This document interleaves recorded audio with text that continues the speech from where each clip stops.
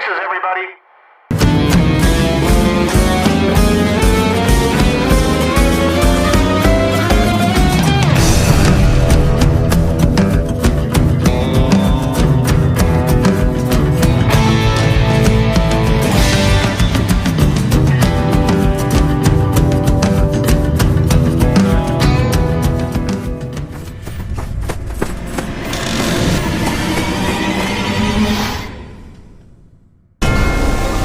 Ladies and gentlemen, I want to welcome you back, all of you back, for episode, I think, 4 now of Unsung. I am sitting here having a conversation today with a guy I've known for a long time. We go back, and I'm very interested to get into discourse today with him. He's threatened that he has a lot of thoughts, and I can't wait to uncover those. This guy, of course, some of you may know him with a kind of squirrely M and a saxophone. Others of you know him as Mike Clark. Mike, how the hell you doing? I'm good. Thanks for having me, Gavin. Hey, man, you know it. You know it. Yeah. It's great to be sitting talking to you again. I remember the times, I think Saskatoon. Yeah, We went to the gym together, that's right. and you were sick for 2 days. I remember that. I tried, man. I tried to keep up with you. You gave it the old fucking college try. You did it. There is no doubt about I that. used to be an athlete. I remember those times. I remember touring with Ray. And we're going to get a lot to to that. Yeah. Because for me, I don't know. I'm sure for you too. That was kind of the time of one of the times of my life where I get to play Gavin. Yeah. Yeah. And, our Discord, we played quite a few gigs with Ray Montana we're talking about, right? Ray Montana. Yes. And, Yeah. a great guitar player, amazing songwriter and interpreter of music for sure. And that band was tight, man. It was. It was a hell of a band. It was a great band, and I learned so much.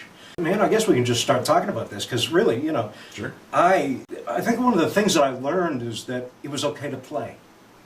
Yeah. Like as long as I knew the arrangements, Yeah. as long as I knew the feel, Yeah. as long as I was tight, then I could just open up and be Gavin. And that was so valuable for me because not only did it show me what I knew, it more importantly showed me what I don't know. Right. And so, to have to respond to you guys, to have to respond to Ray and some of the angular things that Ray would play, I realized I don't know shit about 3/4. Right. I don't know what he's doing. Yeah. Was that similar for you? Well, it had his form, right? And a lot of times his forms were not normal kind of forms, and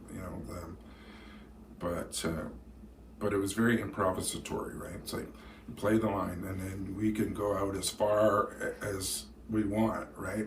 And mostly, I don't know, we seem to be playing in blues clubs kind of venues or that kind of thing, but we stretched it. Oh, yeah. I remember we played that Beatles medley at the Plains in Regina there. Some lady said, "I love you guys, but I hated that Beatles medley."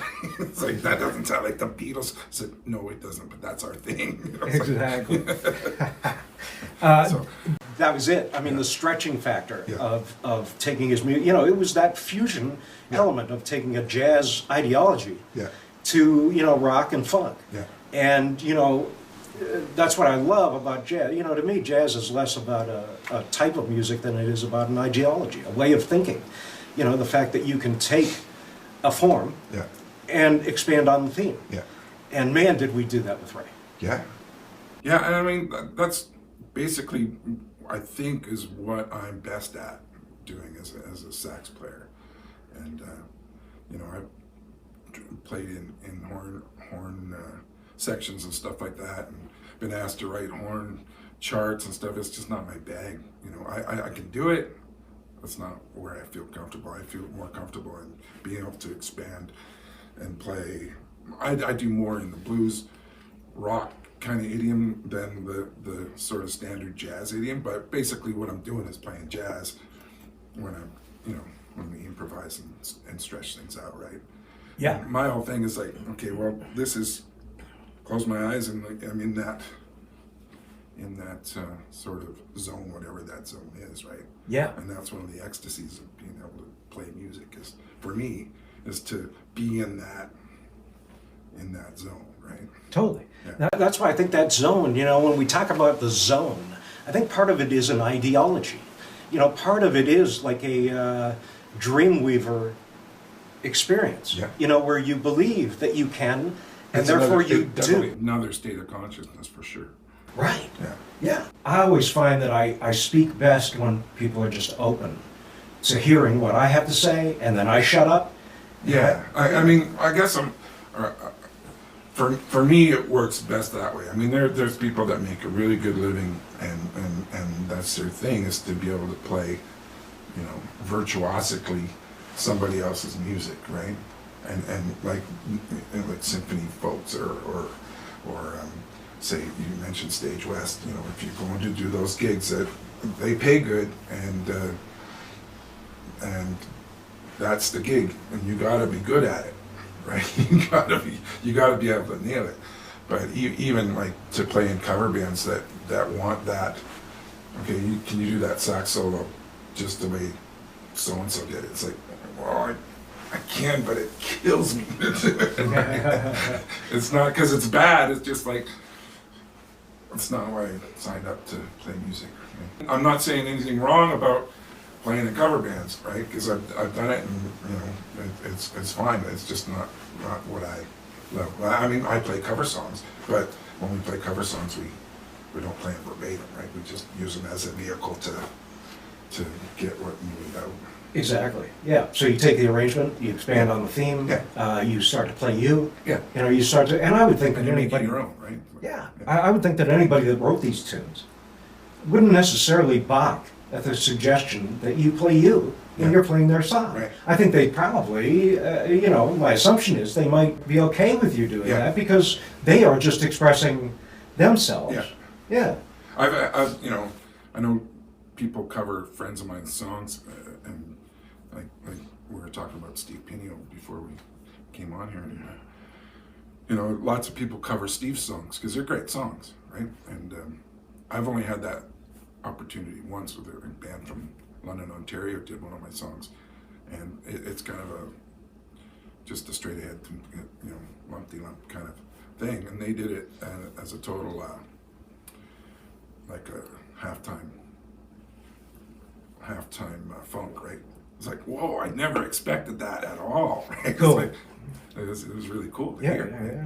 So, Yeah. Make it your own, I guess, is the point. Well, you have to, and I guess what you're saying is that you were proud of the fact that these guys took it, kind of flipped it on its head, Yeah. and played them to it. Yeah. And yeah, I mean, that's just it. It's kind of like conversation. When I'm talking to you, I don't expect you to say what I'm saying. Right. I expect you to say your own thing, your Yeah. own thoughts. And that is one of the reasons, that's probably a half-decent segue. It's been a challenging epoch of time. Yeah. Yeah. No, 2 years, whatever. Can I just tell a story before we get there? Yeah. We were playing. Remember, we were playing that gig. It was a bunch of lawyers in Saskatoon, and then we were driving from Saskatoon to Edmonton in my little Hyundai, and we were playing this. It was a really good paying gig. I think we each made like $500-600 bills. It was an afternoon gig, and all the scotch we could drink. Huh. But you're not drinking. I don't drink, Right. so all the scotch plus mine that you could. Yeah, so I basically hung over driving to Edmonton. So I'm asleep in the back of my Hyundai Accent, and Gavin's driving like 160K. We get pulled over by the cop. Do you remember that? I don't remember Really? that. No fucking way. No way. It sounds like me. Yeah, I'll no, just we- say that. Yeah. And it sounds like you. Yeah, so the cop pulls me into the car and says, "You got a fine that you got to pay." Or I think we were outside of Vaporville. He says, "You got to pay or stay." So I just happened to have six $100 bills in my pocket, so I came up and paid. And he said, "Oh, we didn't have to stay. Didn't have to stay." Was in the really? Like, Vaporville why jail." don't You I remember that? that? I don't know No. that. I don't remember that. Because you don't drink. No. You weren't stoned. I was just being I'll me. never forget it. I was just being me. I do not remember that. I mean, that's probably one of those selective things, you know what I mean, where your brain just says, I'm just not, you know what I mean? I have There's to no tell that recollection story of that. to your viewers, man. No, that's a great fucking story. I mean, the 160 seems kind of tame for me, but I know, but that's about as fast as you could go with your guys in a Honda accent. Full of gear. I love it. That's a great story, and thank you for sharing. So anyways, it was- No, that's okay. I love that. In terms of this last epoch of time. yeah, I mean, of course, a lot of people know you as a club owner, yeah. and I would assume that there had to be part of the last little while that's been challenging to you as an owner. What has the last couple of years been like for you? Well, absolutely. I mean, it started out like 2020 started out gangbusters for me. You know, I got invited to play on the Blues Cruise with Tommy Castro. You know, the legendary Oh, I didn't know Rhythm and that. Blues Cruise. Yeah. So we had a ball doing that, and then right after that, I went from my drummer Tom Moon picked me up in Fort Lauderdale. We drove to New Orleans for a couple nights, and then went and did the International Blues Challenge in Memphis with my band. So I met my band there, right? And like I'm riding the wave here, but I heard on the boat someone was talking to Mike, the keyboard player in Tommy's band, and said, "Are you guys going home to San Fran?" It's like, "Why?" He said, "Well, because there's some sort of virus started in China is making its way over. They're closing. They got the army around this town in China, right?" It's the first I heard of this COVID thing. I don't even think they called it that back then. I'm not sure. But yeah. So and then about a week after being home, I got sick as a dog. Right? It's like Did you? yeah, for a couple weeks, and then I think it was March 15th. I made the call before everyone else made the call to shut things down. Or actually, it was March 16th because it was the day before St. Patty's Day, and I had St. Patty's Day all lined up, and yeah, and then it was on the shit show. Right. Yeah. Yeah. And to start off, I had a dream team staff, and basically everyone sort of dissipated. I think I have maybe 3 people left from that staff that are. I mean, my staff now is great. Yeah. I'm not yeah. saying that, but it was just like everything was going swimmingly in 2020, and then Right. and then the bottom kind of fell out of it. So and when we started, it's like, oh, what do we do now, right? Because we didn't know if there would be government grants or government help. We didn't, all we knew is that, well, I don't have any money. Right. Right? It's like, I mean, it's a very thin line, anyways, when you're owning a music venue. And right? you held on to the club the whole time. Yeah. So, what was the process of doing that? Like, obviously, a little government assistance, a little bit of this. Yeah, I mean, we wouldn't be there if we didn't get government assistance, right? So, and basically a landlord that didn't kick us out right away because that was sort of knew what was going on and gave us some slack basically. But that didn't happen everywhere. There's lots of clubs that went under because they got kicked out of their place. Yeah. Oh, at the beginning, they gave money to the landlords, right? And then a couple months later, they thought, well, no, it's not the right way. So they started giving them a subsidy to us based on a percentage of how much we'd lost. So they took like 2 months. They took, say, the first 2 months of 2020, and that was your goalpost kind of thing, right? And everything else was based on that. And so you got a subsidy based on how much you lost to what your Right. what your rent was and stuff. So, initially, the money was given to the landlord Right. class. Yeah.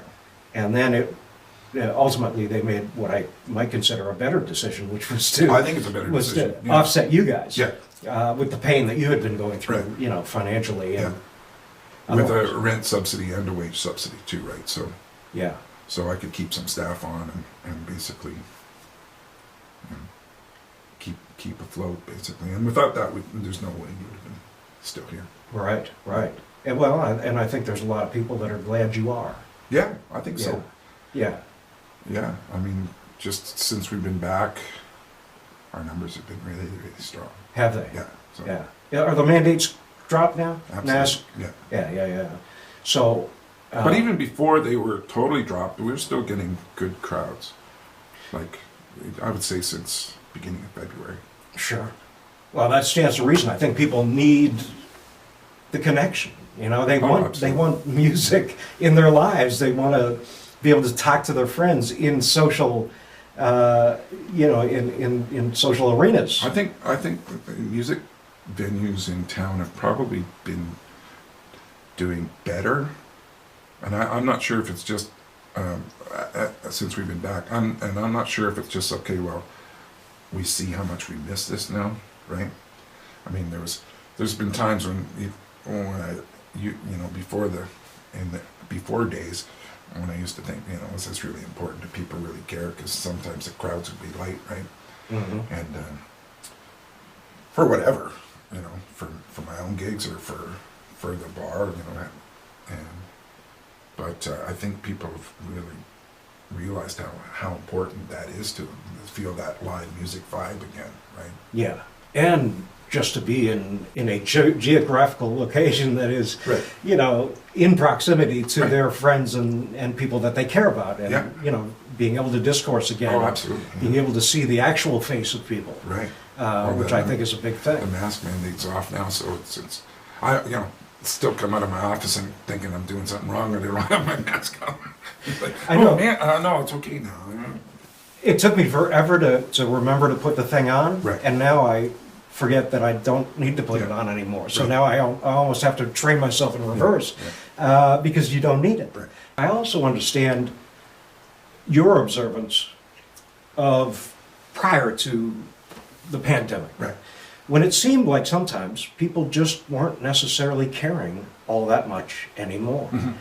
I mean, your club is certainly not the only club in Calgary, Right. but it's not amongst an absolute deluge of clubs. No. There aren't that many for live music. And interestingly enough, the less clubs there's been, I'm talking about prior to COVID now, Right. the less clubs there's been, it seems like the less people have been showing up to them. Whereas when you had a ton of clubs, they were always packed. Right. If you go back, once again, I can't help it but be nostalgic. You go back to the 70s and the 80s. And man, even the Forest Lawn, the club behind Right. the hotel was, you know what I mean? Like you couldn't get in there, man, to save your life. Yeah.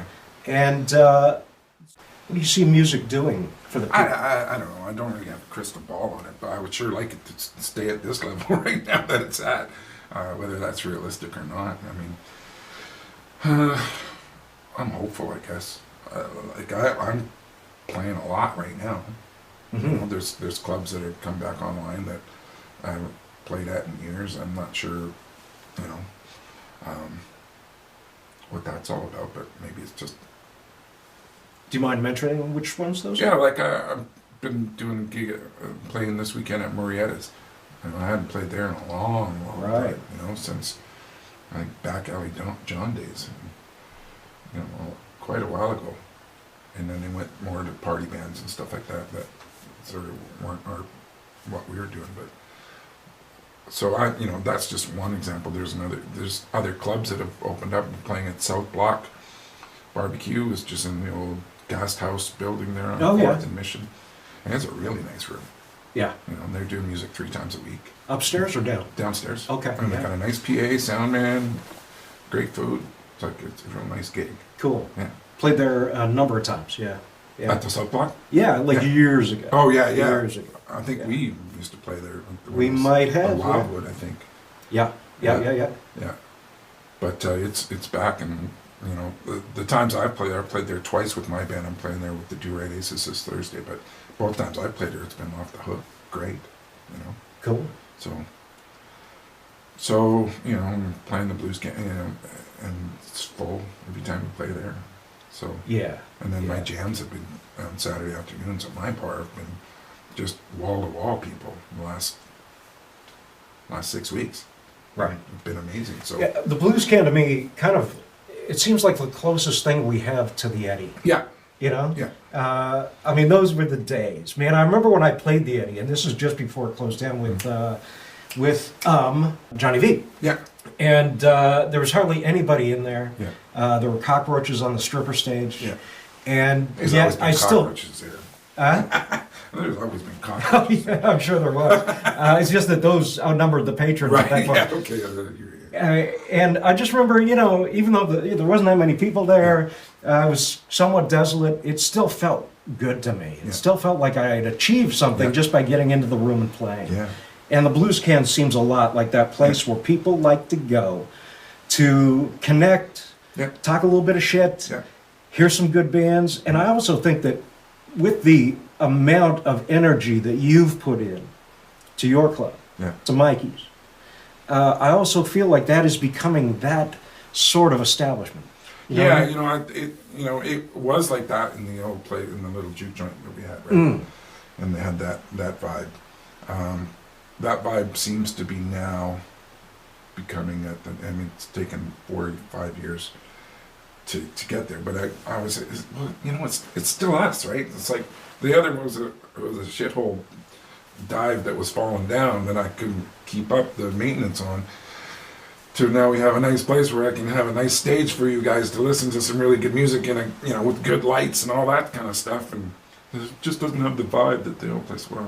I think that vibe is starting to become infectious again. Absolutely. And people are starting to feel more comfortable there. And First and foremost with you, because you see it and you own it. yeah, And when people would say that, I'm thinking, well, what do you mean? But I get it. But I don't think people like change. I think Right, that yeah. it's Well, just that absolutely. simple. Yeah. You know, you and it was a great spot we had over there, and there's no getting past that. well, right? the thing about it, you know, It was intimate, right? well, it was intimate and it was dirty. It was earthy. Yeah. It was real. Yeah. You know what I mean? And I think that the new club kind of had to maybe get a little bit of stink on. Yeah, you know yeah, what I yeah. mean? Like it needed that bit of schmutz. We got that snake now. Huh? I said, we got that snake now. Oh no. I mean, that comes from the person more than even the club itself. But that's what people want to. They want to sense that rawness, that realness, Yeah. that earthiness of just being so close to people. Yeah. And I think that not only has that been what we've lacked, but I think that might be part of the reason people coming back. They just want that That proximity connection, yeah. again. They want to feel that vibe of the music, right? It's about vibration, right? It's like us sending this to you and you sending what you have back to us, right? That's what live music is all about, right? And the intimacy of that connection, right, between musicians and patrons, right? So- That's absolutely it. So that thing that you and I were talking about, which is in direct correlation to that schmutz, is that whole thing of celebrity and people not necessarily needing any sense of grandiosity, because music itself is its own reward. I guess that's why I didn't drink, Right. and that's why I didn't smoke dope and I didn't take drugs. And I'm not, saying anything to anybody here. Except for me, music was always its own reward. When I came off stage, good, bad, or indifferent, I always had an experience. Yeah. And that was a transcendent one. It wasn't, I was away, I was gone, I was, in another place. And that was good enough for me because that was real, that was honest. And it also spoke to me in terms of what I know, what I don't know, how much harder I need to work over here, how I might have this together now, and that's great. And those honest moments of being, in the music and allowing the music to speak to me, outside of personality or Right. anything like that, was one of the most important things. Yeah, I get what you're saying, and I agree with it. But there is something to celebrity that draws people to want it. I think, right? It's like when you come off the stage, you've played a great gig, and you have people giving you adulation, right? That feels good, and it makes you want more. It's like a drug, and I think that might draw people towards that celebrity they want that adulation, acknowledgement, right? That, but to me, that's part of it. You can't just deny that, right? Because that feels great. Sure, here's where I may debate, and I totally agree with you, but I think that I'm not saying that's all of it. no, right? but I think there's a distinction between adulation, acknowledgement, and what are we talking about? We're talking about celebrity, Yeah. right? So celebrity is the sort of thing that pulls you away from the individual, Right. or pulls you away from the collective, maybe I should say, to an individualistic, Yeah. place where you stand alone and everyone stands on the outside, not sure if they can reach you because you may have some deification. Right. There may be something that is outside of our humanity in which, you're still just carbon. Yeah. You know what I mean? Yeah. And so the adulation I totally get. I mean, who doesn't want to know they do a good job? Yeah. And musicians, I mean, I'm a Leo, for God's sake. Yeah, me too.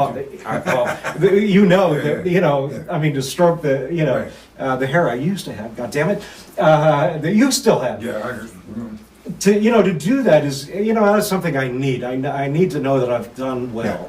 Kind of like the end of Private Ryan, when he turns to his wife and he says, just tell me I did a good job. Yeah. Just tell me I did okay. So whether that's a character flaw in us or not, who knows? No, I think we give to the audience. We give of our sincerity and our curation, our excellence. Yeah.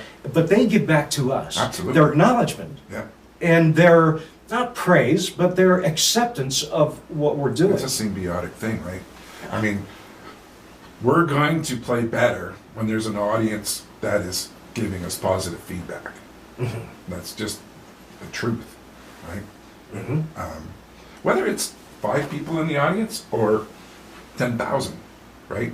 It doesn't really matter sometimes. Like, I can be more nervous playing to 5 people than 10,000, because you hardly even see the 10,000 people if you're playing to a venue like that or something like that. So, it's just that positive feedback, that vibe that you share, the electricity or whatever that vibration thing is between people. That's what it's really rewarding. That collective journey that the artist takes with the people who are there to listen, and that's why I think artists have a distinct responsibility in their art, and that is to educate people, to show them what good music is. And I don't think that music is necessarily, or art, is nearly as subjective as we think it is.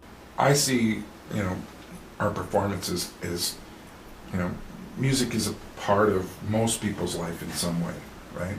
And people basically come to a conclusion of what they think is good and what they enjoy, basically, right? It doesn't matter if it's good, it's if they enjoy it, right? It's like, that to me is what is our job, to have people enjoy listening to us, or to for whatever brings them the joy of our music, whatever aspect that is. I think it's subjective, right? That's an interesting thing, and I'm glad you disagreed with me, because that just brought up another question in my mind. And that question is, and I asked you this. I'm not saying there's not room for music education. There And objectivity. absolutely is, because I was a music teacher for 20 years. So Right. I know the importance of that, and to give people options. And I saw that as one of my missions as a music teacher, was to lay out a whole bunch of different things and say, well, here's where it started, here's where it goes, here's how it got there, and here's the scales that people play and all that kind of stuff, and Right. and sort of to give them the background of it. But that's very important. But it's not the end all be all. It's like people that haven't had my music class and had no musical training still enjoy music, right? Sure. Sorry, what were you getting? No. Don't apologize at all. That's great. I think what you're saying is there is both. Yeah. This is something that I firmly believe too, that nothing is one thing. There are nuances to that. Music isn't purely objective. and it's not purely subjective. Right. It has elements of both that I think that the artist understands, especially the honest artist. They understand what that means. They Yeah. understand the balance of that. Yeah. But let me ask you this, because this came into my mind when you were talking, and that is, as a club owner, and maybe there's a balance in this question as well, do you think that music should be played, do you think that the artist should necessarily not be apologetic if they're good at what they do, if they're curated at what they do, if they can actually express these things, that they play what they play, as opposed to, no, we play for what the people coming in, the buying customer. Right. Where do you sit on that Okay. dynamic? Well, as a club owner, and I've gone over this with myself, is you're there, you're bringing a product, your product. If I hire you, I've hired you because I've listened to you and I understand what you're doing, and I think you either bring people that like what you're doing, or the clientele that comes to my establishment is going to enjoy it, right? I've turned down some people that I thought were amazing, right? But I'm just not in the right venue. My club isn't the right venue for that show or for what these people are doing. So if I've hired you, you do what you do, right? Mm. That's my philosophy. If I've hired you, I've listened to you, I know what you're doing, and I brought you here because I think that it'll work, basically, right? That's a very simple answer to what doesn't need to be a confusing question. As a curator for my club, right? It's like of the music, and I think we do a pretty good job. Oh, I think your patrons would agree, and Yeah. your musicians wouldn't disagree either. Right. And I think that that's a very... I've never gone on stage and told or to somebody that has played my venue, can you not play that, or that kind of thing, Right, because ultimately, or like you're turn it, saying, yeah. that responsibility falls on you. That before they even come into the club, Yeah. you know what you're getting, Yeah. and you have agreed to that, Yeah. social contract in Yeah. that sense. Yeah. That's very simple and But, doesn't need to be complicated. It is because I think not as many club owners are as versed in the genres of music and as I am, right? Right. Some guys say, yeah, we want music here, what should we do? And then they don't have a clue of what they're getting, right? So, I mean, I'm lucky before I started the juke joint, I know most of the people that I was bringing in, right? Right. You also know what you want. Yeah. From the standpoint of being a musician, which I think is another great point. I think a lot of other clubs are somewhat dictatorial, or can be Mm-hmm. dictatorial in what they want because they themselves don't really understand Right. the absolute definition of what they want. And it's my duty to make sure that I don't get in the artist's way, right? Because I understand what you're bringing. I totally agree with the last statement, by the way, and I think that once again, it's just so simple. Yeah. And I think that that's where other owners could maybe defer to artists and musicians about what they want for their club, so Yeah. that they can establish that before they even open the door. Right. Yeah. And they really should, right? Hmm. It's like hopefully somebody that wants to start a live music venue at least knows some musicians or somebody in the know that way, right? So, and you know what? I think most of the club owners that I know in Calgary, anyways, do have a pretty good handle on what they want to bring into their clubs. Sure. Yeah. I know I've played at some clubs, and we're going back now because most of the clubs that exist now have existed sort of in perpetuity, Right. at least for the last 10 years or something like that. But I can remember when they got up and running that they didn't know what the hell Yeah. they wanted. Yeah. They had no clue, and then they kept changing it. And we wanted this quiet, and now we want this loud, and no, we don't want you to play Alanis Morissette, and whatever, right? Some will rely on an agent too, right, to book their room or whatever. Mhm. So I'm not sure if that always works well either. Good segue. Yeah. I think that, this is one of the reasons that I'm doing this show, and I tell people this because I want them to know, I do this because I want to connect musicians. I feel that we have so many similarities to us. We are similar for the very reason that we are artistic, I think. There is so much to unpack there. There's so much to uncover about one another. Now, I think that collectivizing somehow, and I don't want to sound romantic here, or silly, or conspiratorial, any of those things, but I do feel like we could do a better job of coming together, Right. of creating together. I know that there are monetary considerations to that. There are some social considerations to that. There are maybe some boundaries or limitations that we put on ourselves in the last 20 years, while music has sort of, it hasn't been going like that, that's for sure. So, but that's why this show exists, is to have that dialogue. Because I don't have the answer. And even in speaking to the union, I said, look, one of the best things you can say is that you don't have the answer. Right. Because you don't have to. Right. No one's necessarily looking at you to answer the question. Right. But collectively, with great minds, and I mean the minds of every individual. I'm not talking about the people that I interview or whatever, because I've already said, and I mean this more than I mean anything else, and that is that I want to have every member of the music community in Calgary on this show. Right. Because I think we all have something to say. Right. And I think if you're looking through the lens of the least, you're looking through the right lens. I think what you're talking about is community, right? You're Yes. talking about the community of musicians. And I think it's symbiotic with the community of listeners. One of my main goals for myself in opening the club was to have different communities on different nights, right?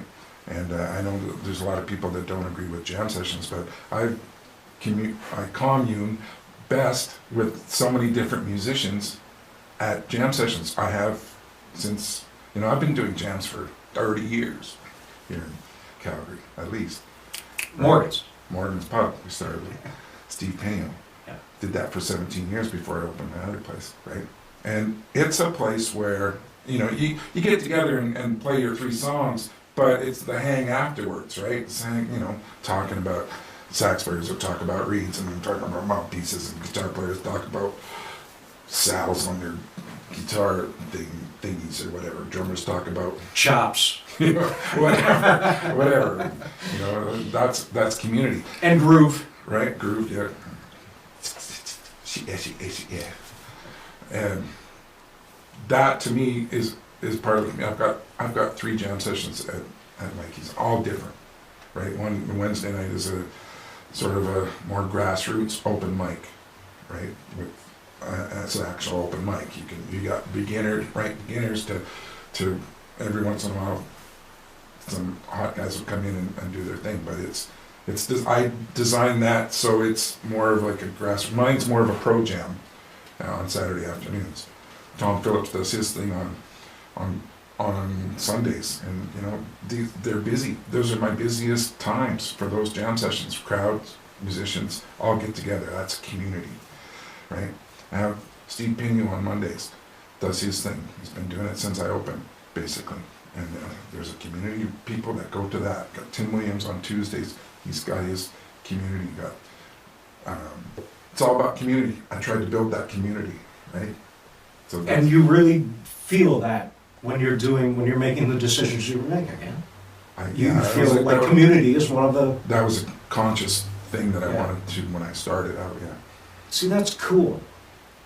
That's another reason why, because people might either assume that, or they might not assume that. Yeah, Which might even be worse. It's by design for me. Right, and I think that's important for people to know, that is, in the prefrontal cortex when you're making these decisions. And it's important to the grassroots of the Calgary culture, right? And we were talking a bit about getting grants for different things, right? And being a bar, it's been impossible to get, before COVID, it was impossible to get any Alberta Arts funding or anything like that. We've had that conversation now with governments, with levels of government.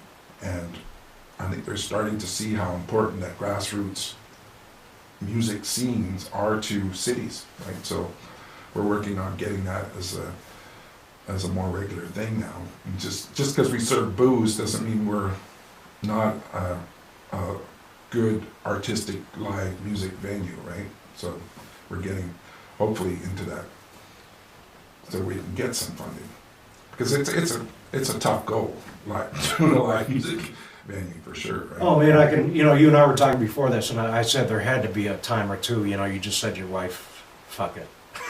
I can't keep going, it's, I can see where it would be a haul, like, you know what I mean? Like rolling a rock up a hill sometimes. And I get that.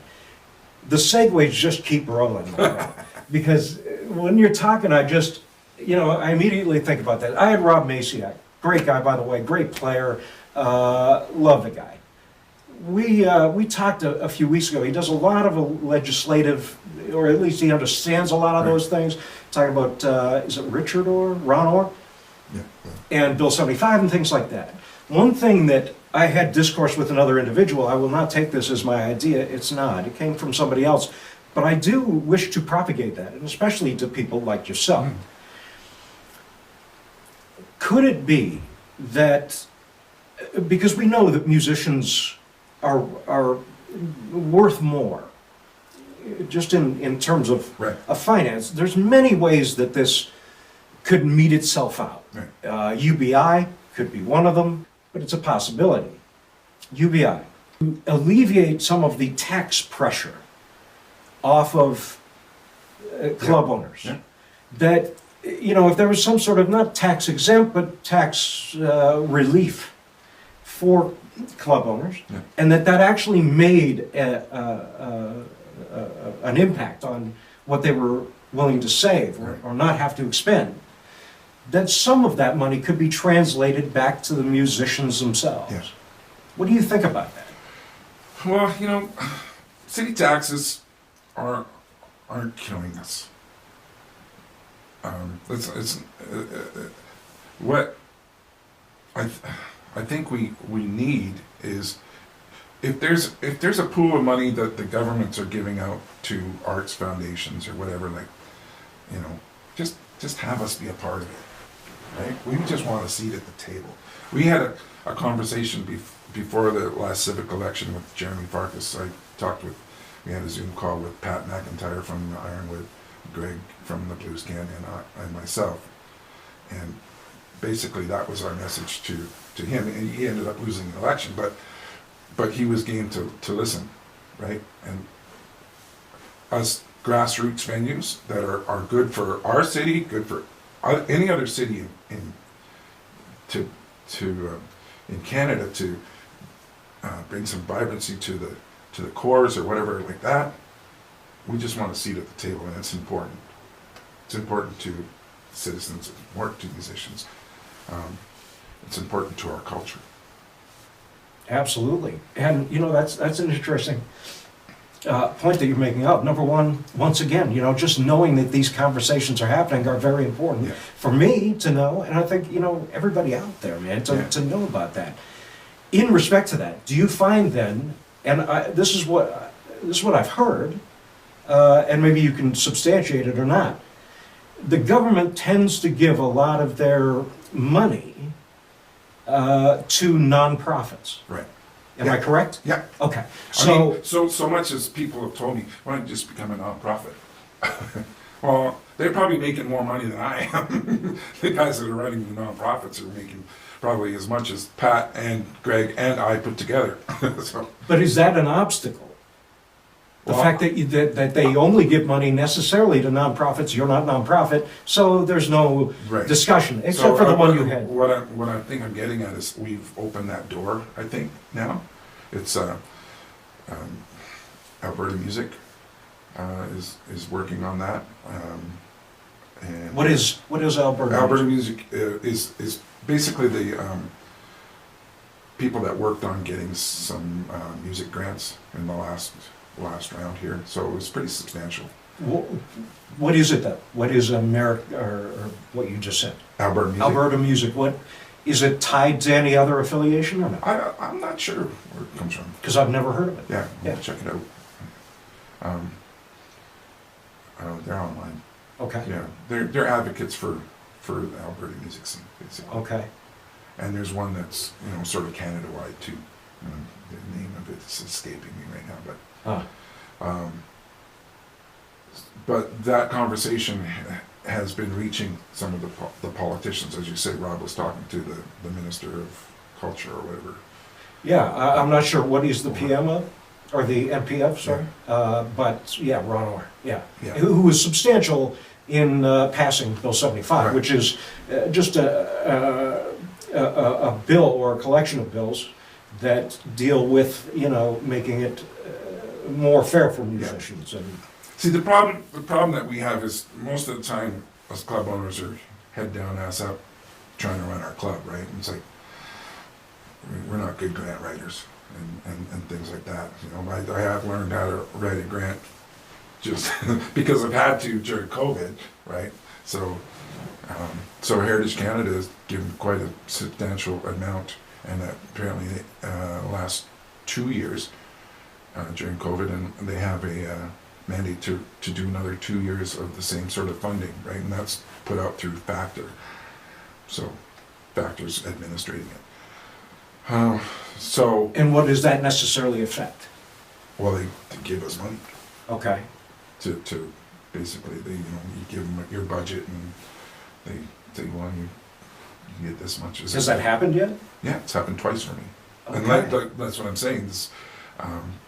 The only reason we're still around is because of those government supports, right? Mm, And because we are specifically live music venues.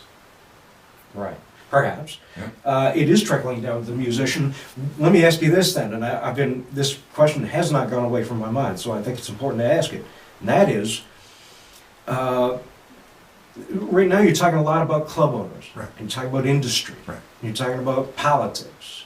Do you think that the average individual musician, just the guy playing the guitar, it seems to me like he has a stake in these conversations. Absolutely. But yet it seems like we as that population of musicians and players necessarily just wait for good things to happen. Right. And, perhaps bitch when they don't. How do you think we can engage as a civic population? I would say ask. Mm-hmm. Ask. Your politician. Talk to a politician. Right. I don't know. Like, I really never talked to any politicians before I became a club owner. Like, except maybe a couple. Maybe John Ward, who was an alderman and then an MLA, passed away a few years ago.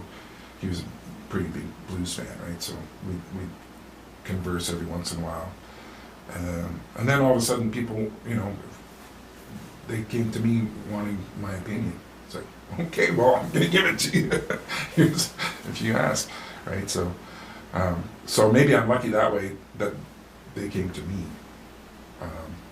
I think the lines of communication are open if you just ask about it, right? So, it comes down to like even just on a tangent from Spotify and all those the money that musicians get from streaming and all that. It's like the government needs to do more, right? And the union needs to do more. I know I've talked to Alistair Elliott's a great friend of mine, trumpet player involved with the union, to lobby. It's like there's got to be a way that you guys can do something about getting musicians paid more for their streaming and all that kind of stuff, right? There's got to be a way.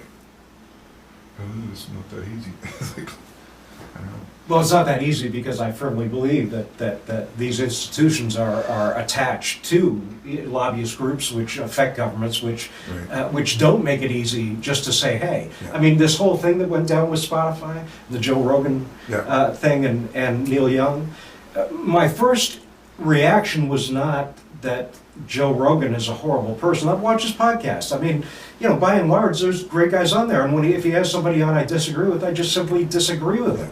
I don't know what that whole thing is about. because we're smart enough to know, yeah, that sounds like truth, and that isn't truth, and I just won't listen. Yeah. But it doesn't mean that, anyway. My biggest problem with Spotify was not Joe Rogan. It was when Neil Young said he's pulling out of Spotify. I thought, what the fuck are you doing on Spotify? Right. Why are you on Spotify? You say that you care about something, and yet you're destroying the lives of the average musician Right. by the fact that they can't get paid anything, Well, and you might be Full getting. disclosure, I'm on Spotify. But see, I understand why people feel the necessity for Right. that. I'm not on Spotify Right. in any respect, and I don't think that I will necessarily go. Yeah. Yeah, it's sort of like Walmart. I stayed out for years, man, until finally I needed that cheap garbage can. And then they had me. Yeah. Bastards. No, I'm not on Spotify. If you want to go there, we can't stop what's happening in Ukraine, right? It's like, it's and if we can't stop that, we're definitely not going to stop Spotify from steamrolling a bunch of musicians. Cool. Can I take that on? Absolutely. Okay. This is another reason why this show exists. I love it. Let's get on that for a second. In my observation, in the last 30 years, up until today, so I'm not talking about myself being antiquated here or an old guy, I'm talking about my observation through a certain epoch of my existence. Right. I have noticed that we have gone through, and we were talking about this before we went on, that 10 years ago even, 20 years for sure, and 30 absolutely, if you and I would have talked about some of the things we're talking about, one of us would have been crazy. One of us would have looked at the other one like, you need to, Pinoca's still open, you should go there for 6 months and really figure your shit out. The amazing thing to me is that we know we are having those crazy conversations now, and neither one of us necessarily thinks we're crazy. So what does that show me? It shows me that there has been progression. What? Pinoca should still be open. Well, that's another problem that I have. It should absolutely be open. There are crazy people out there not crazy people. There are people with many challenges Right. who now just live on the street and die every day. Right. And yes, absolutely, the government should be taking care of those things for sure. But what I see is a progression. I see a progression from not talking about a thing to it being in the open and undeniable. So when you talk about the Ukraine and things like that, and you say that we can't stop it, you're absolutely right. We can't stop it. But at least now we know more about what happens in the paradigm of war, in the decisions that are made, in the narcissistic approach or the self-serving approach that war takes, meaning that Halliburton and everything else makes billions. Right. We know these things now. They're not, Edward Snowden went a long way to us not having to deny what we thought. And I'm not being conspiratorial here. I'm talking about things we absolutely know. Right. So I'm not saying that we can change Ukraine today. I'm not saying that we can change Ukraine. What may happen there may just happen. But with our understanding and coupled with... Sorry, I'm just Yeah, go let me ahead. qualify. Go I'm ahead. not saying we can't change what's happening in Ukraine. There's not the will to do it on government's parts, or for most people, they're afraid, right? Mhm. And probably rightly so. But so that I just wanted to clarify that. Oh, yeah, no. We can't change what's going on there. We probably could if we had the absolute will to do it. Yeah, no, and let me make that distinction. When I talk about that, I'm not saying And that... what I'm saying with Spotify is like there's just not the will to do it, Right. right? Well, of course, but I feel that that's because we want to excuse even the things that hurt us. Right. That's an amazing human quality. Just to make that distinction, I'm not judging you, and I'm not saying that what you're saying is that it can change. Right. I totally get that you're saying the will of the people. Right. But isn't that even amazing that you said that? Because all we would then have to do, which is not an easy task, but all we would have to do is necessarily not change the will of the people, but have people understand that their voice, that the will of the people is an actual thing. Right. That with the will of the people, Yeah. change can actually happen. People just have to be willing to risk a little bit, Yeah. or get out of bed a little earlier, or whatever that takes. Well, then it brings back to your point about what can I do, what can musicians do? Try and talk to somebody. right? It's not easy. But for change to happen, it's gotta happen. It's necessary. And I've been lucky because I've been put in that situation where they came to me to talk. Where it's like, wow, really? I have a person running for MLA or mayor that's actually wants to hear what I have to say. That's pretty cool. But anyways, get back to your. No, that is cool because that's part of what I'm saying. Yeah. Is the fact that and in this respect you didn't have to reach out for it, like you Right. said, it came to you. Yeah. These are things that I don't think the general population knows, and the general music population, artistic population doesn't know it. These conversations are being had, and so when you don't know a thing, you assume that a thing doesn't exist.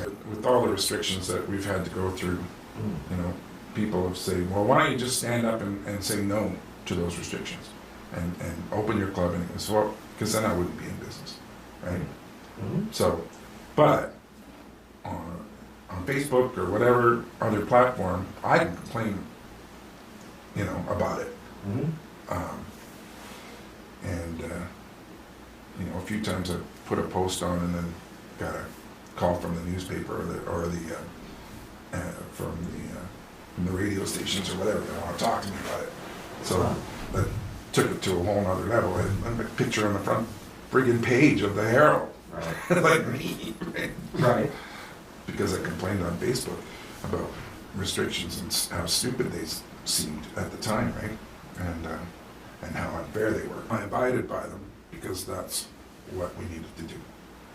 Well, that's why we critically think. Yeah. You know what I mean? Because here's part of the problem with polarization, is that you think that one side is absolute and the other side is absolute. When life is nuance. One of the things we did at the beginning was the whole plastic or the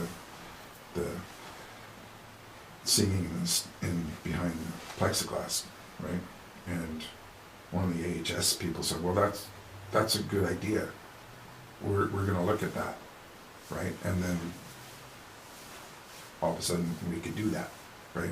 I didn't know that had to do necessarily, you guys were grassroots on that? Yep. Yeah, No? yeah, Pat McIntyre and stuff. Yeah. Because it was all about droplets at the time, right? And it's like, and I looked it up. There's studies about aerosols from universities about aerosols from wind instruments and spread and all that kind of stuff, right? But AHS didn't have a clue about it. So they hadn't seen those studies. So they actually acted on what we were talking about. They came to you for the science. Well, just, but they said that's a good idea, and thank you for being creative about it. Interesting. Yeah. And that is So, creative. yeah. I mean, obviously you guys were thinking about how the hell Yeah. can we just get people back in our Right. club? How can we get playing again? I'm selfish for me. It's like, I want to play again. Well, you want to survive, Yeah, right? yeah. Of course. I want to play music. Yeah. And that's the thing. There is not one absolute narrative that the majority of individuals trust, that they could say, no, this is it, and everybody necessarily falls in line with Right, that. right. That doesn't exist. Isn't it interesting that opinion is more important now than fact? Yeah. And what is fact? Nobody seems to know. It's a scary place.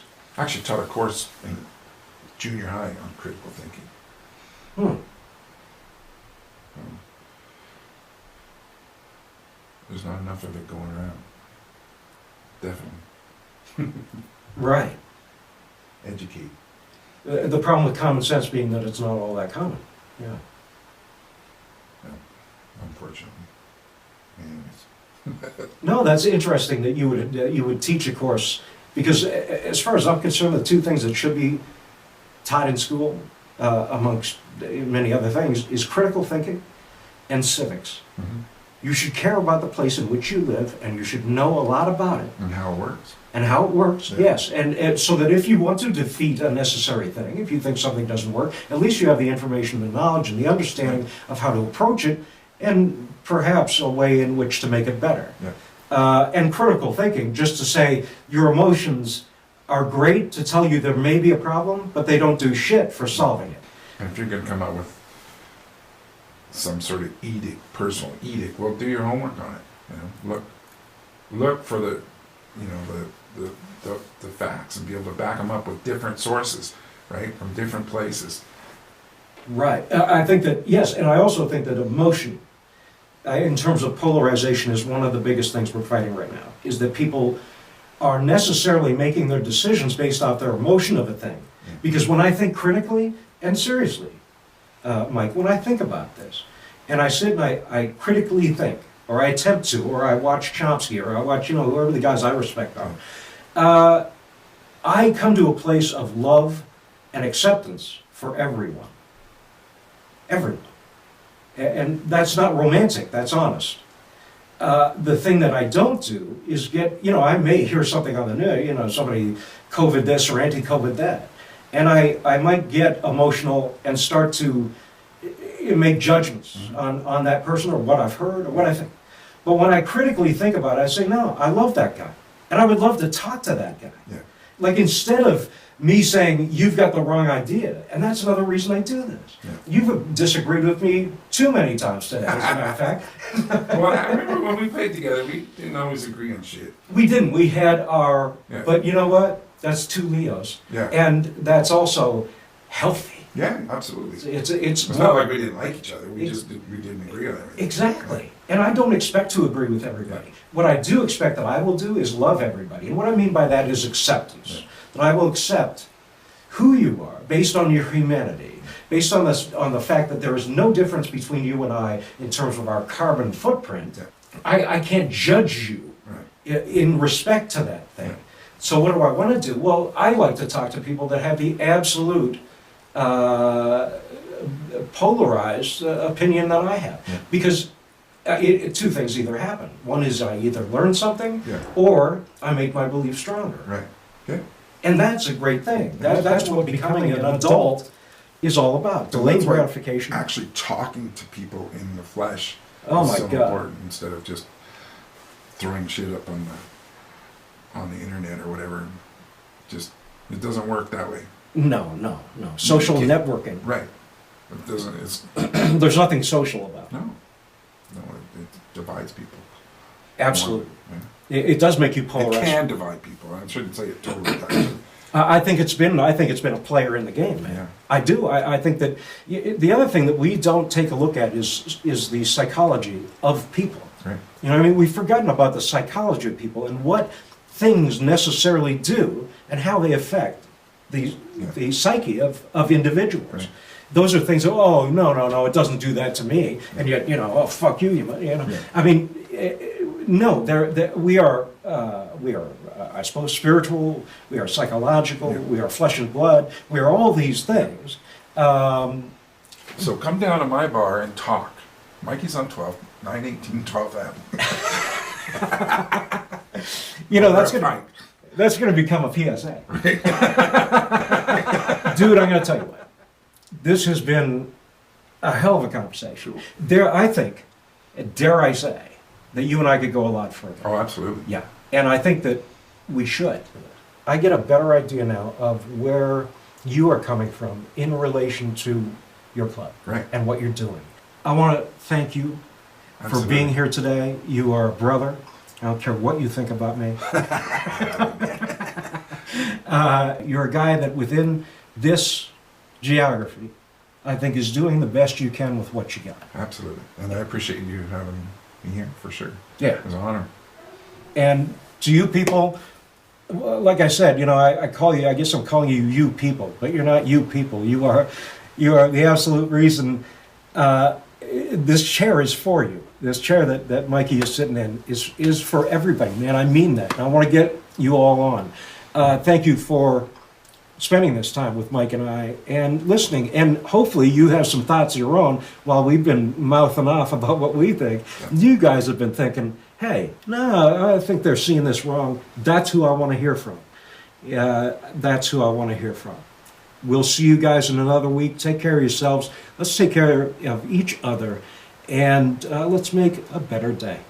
Thanks. There it is. Thank you, buddy. You're the man. That was fucking great. Yeah. Yeah.